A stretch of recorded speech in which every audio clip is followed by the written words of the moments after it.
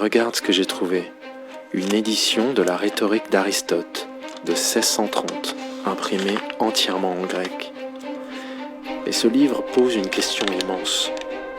Comment une parole peut-elle agir sur nous?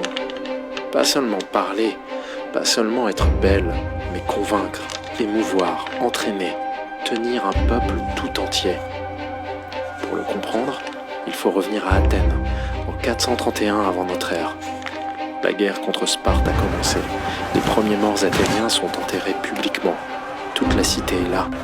Les familles, le deuil, la peur, l'incertitude. Et c'est alors que Périclès, le chef des Athéniens, prend la parole.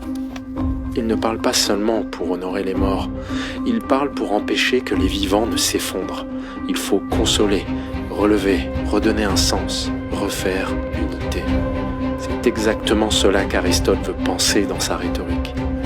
En 1630, sous Louis XIII et Richelieu, on imprime encore Aristote en grec parce qu'on continue à remonter aux sources pour comprendre le pouvoir de la parole, de l'enseignement, du discours public.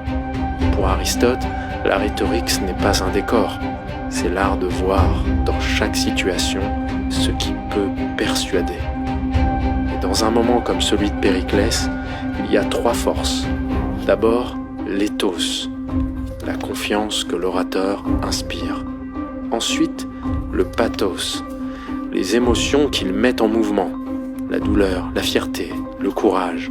Et enfin, le logos, les raisons qu'il donne, le sens qu'il construit, l'intelligence qu'il impose au chaos.